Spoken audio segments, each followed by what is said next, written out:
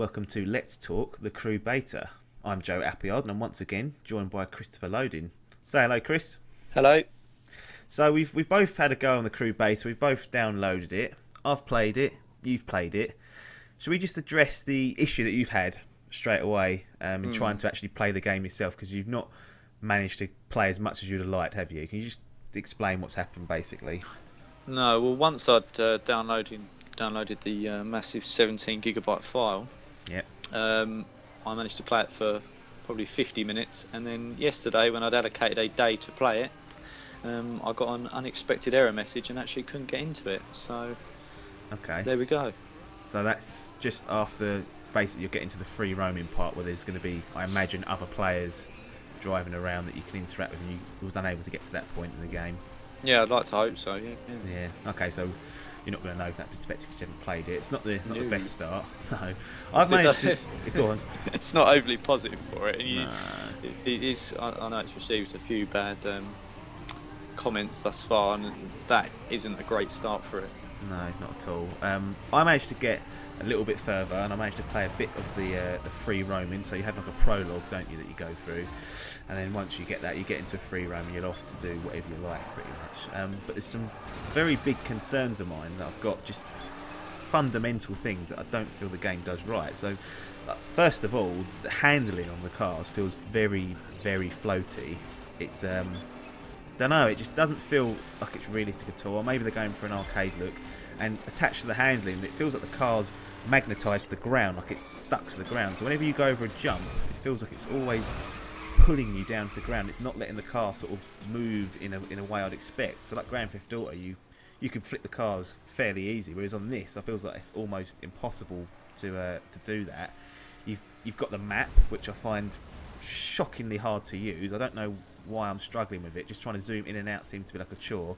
I'm pretty sure I've bought better stations at the petrol, better maps at the petrol station that are easy to use than this piece of shit. Story, well, I'm not sure what they're getting out of putting a hard hitting story, which is what they're going for in a car game. And I've totaled a few of the cars. If you crash hard enough, you can wreck the car.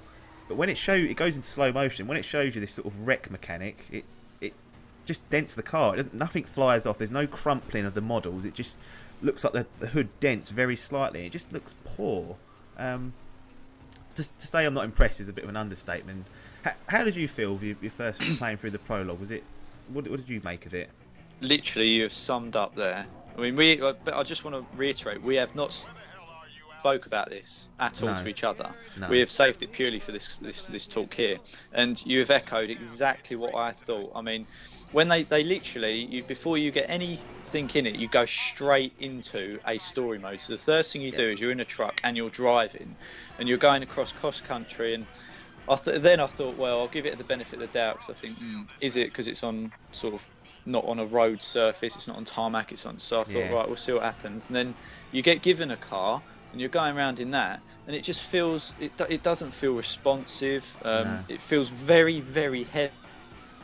Like everything just feels really heavy. I mean, it took me a while to even get to the point where I knew how I needed to brake for a corner and stuff. Yeah. And even trying to use racing lines and stuff, it just doesn't really work.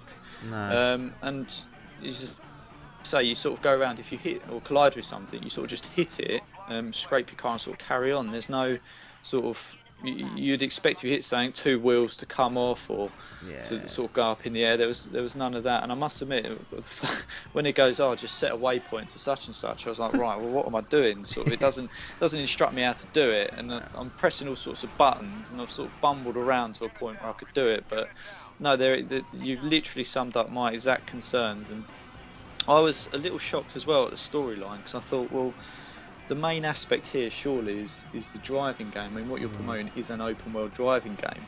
Yes. Well, why are you trying to put in this sort of revenge storyline that doesn't really work? No. Graphics are relatively good for the cutscenes, but I think they're fairly average in the game. I'm not I would instantly say graphics in Forza or something are much better.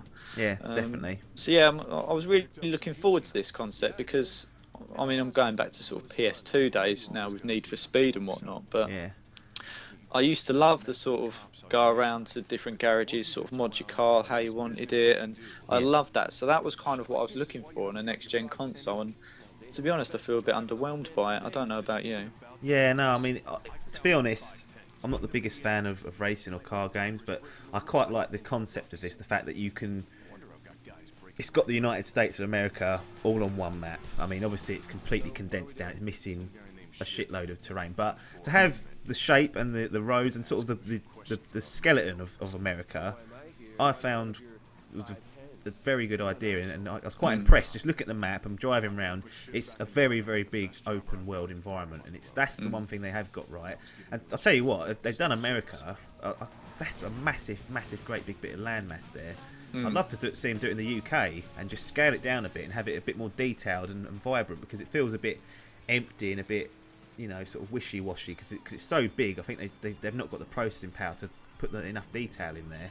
Like, you can't, there's pedestrians walking around, you can't run them over. I've tried. I'm a bit of a sicko, but they get out the way like in Driver. Bit annoying. And yeah, like you said, there's no sort of damage model in there, and I feel that they've sort of sacrificed a lot of basic things just to cater for this massive landmass they've got to put out there.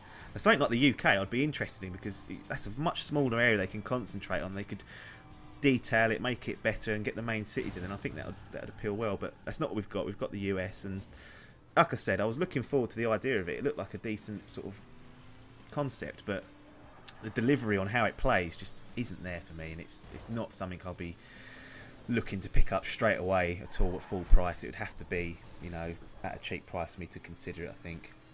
Yeah, I mean, as I say, I've been sort of looking at this game for a while, and I'd seen a few early betas on it and stuff, and it piqued my interest at that point. And I think the problem they've got is now there's almost, when you look at GTA 5, I mean, you've almost got that open world driving experience there. Yes. And they have got it to a point. I mean, GTA 4, the handling of cars on there was pretty poor, but they've ramped that up, and the cars handle, they're quick, responsive, as you say, they'd go up in the air, everything you'd expect from an open world driving experience. Plus the benefit of running people over. Yeah, I want. And I think that what you're looking at here is something that should be. You get the hardcore sort of driving gamers who would play Forza a lot. They'd sort of Forza's very focused on simulator experience. I mean, I'm not sure what they're going for here. It doesn't feel like they've gone for a simulator experience. No. It doesn't have that level of detail. It doesn't necessarily feel like they've got the open world aspect 100% sorted yet. So I'm really struggling to see what they're aiming for. They don't appear to be focusing on one thing. They're trying to sort of do everything that other games do very well. They're trying to sort of do them averagely. It doesn't really feel like it's working for me, which is very disappointing. But I mean, I must point out it is a beta. Of course. It's not even at demo stage or anything. They've just said that this is what we've got. Obviously it's further on than an alpha, but I just feel like it's very it feels to me like it's a very long way from a retail game, when in fact it's not. No, well, the Crew is being released on PC, PlayStation 4, PS3, Xbox One, Xbox 360 on December the 2nd. So we're on top of that pretty much now, and it's coming out, and there's going to be people, that's going to be the full retail game coming out. Like you said, we don't know whether this reflects 50% of the real game or 20%. It could be that it's not very far into the process, but I think it's fair to say for both of us we're not overly impressed and won't be rushing to buy this, will we?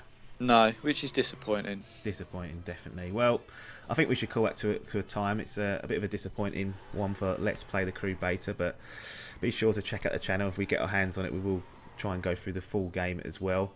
Thanks again for joining me, Logan. As always, a pleasure. Everyone else, make sure you follow us on Twitter, like our Facebook page.